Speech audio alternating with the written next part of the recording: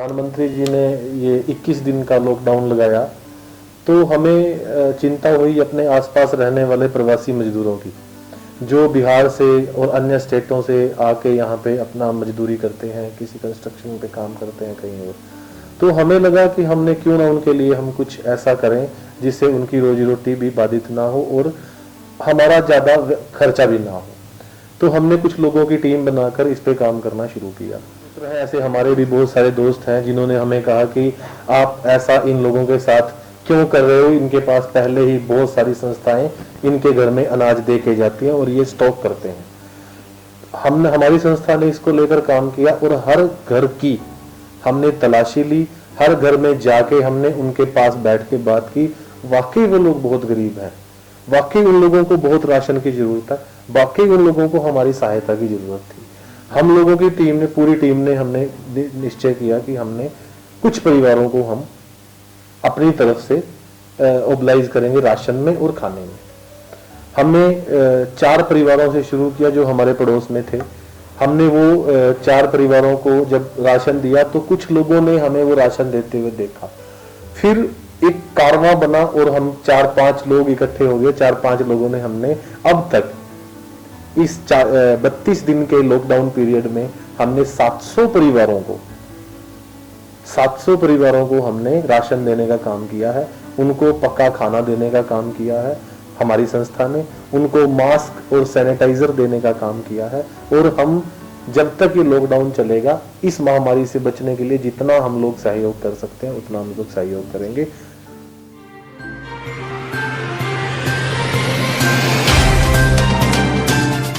2005 में हम लोगों ने एक इनिशिएटिव लिया कि हम डोमेस्टिक वायलेंस, जो घर में हिंसा होती है, घरेलू हिंसा जिसको बोलते हैं, उस पर काम करेंगे। तो हमने हम संस्था का नाम कोई ऐसा, हम पहले तो हमने बिना संस्था के काम करना शुरू किया।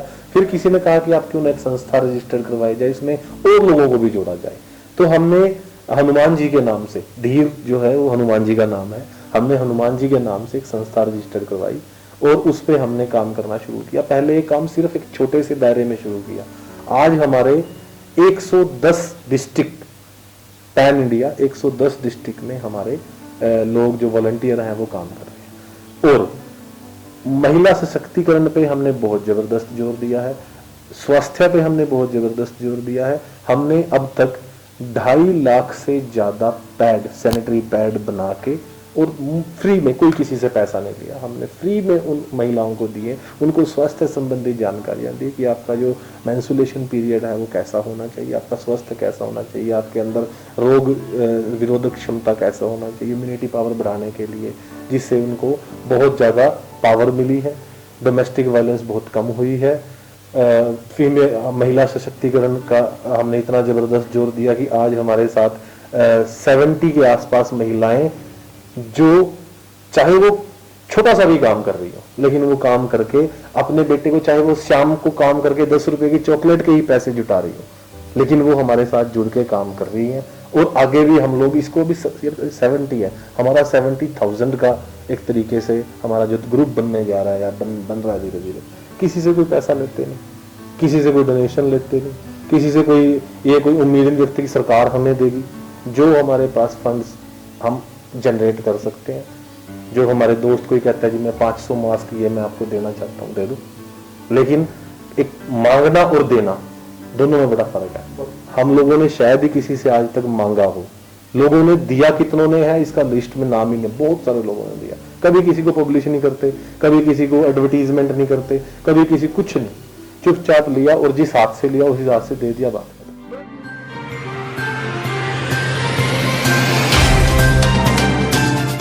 पीपली में अजय शर्मा जी के साथ हमने काम किया और पीपली में हमने काम किया, जसविंदर मैडम के साथ काम किया हमने, और सुंदरपुर में हमने काम किया। तो एक ये वाइड बहुत बड़ा हो गया।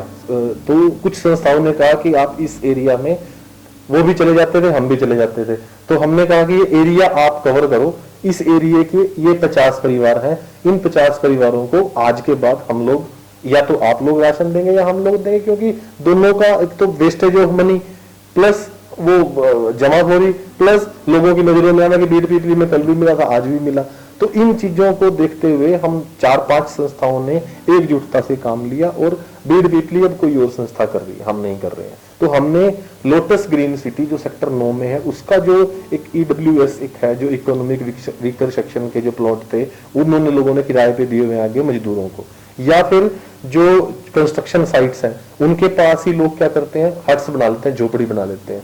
उन झोपड़ी वालों को, झोपड़पट्टी वालों को हमने 70 के आसपास हम ऐसे परिवार हमारे साथ हैं जिनको अगर कुछ भी चाहिए,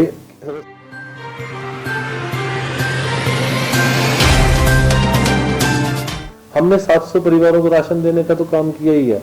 हमने उनको एक ऐसा उनकी काउंसलिंग बिठा के की कि आप खाने के तरीके से लो। अगर आपको 1 किलो अनाज की जरूरत है तो आप 1 किलो अनाज लो। अगर आपको मैं आपको 2-3 उदाहरण देता हूँ। एक हमारा यहाँ पे संजय नाम का एक लड़का है, उसको हमने बोला कि हम एक पूरा पैकेट, उस पैकेट में 10 किलो आटा, 3 किलो दाल, 3 किलो चावल, 1 किलो नमक, 1 किलो तेल, सरसों का तेल, और उसमें कुछ धनिया, मिर्च पाउडर और हल्दी और जीरा, ये इस प्रकार का हमने पैकेट एक बनाया हुआ है। वो पैकेट जब हम उसको देने गए तो उसने लेने से मना कर दिया। मैंने कहा संजय ये आपके घर में राशन नहीं है? कहता सर मुझे सिर्फ एक तेल की बोतल दे दो, मेरे घर में तेल खत्म है। ऐसे ही हम लोग, एक फीमेल है कुसुम, हमने कुसुम के घर हम गए कि बहन जी आप ये राशन आप ले लो, तो आपके लिए है।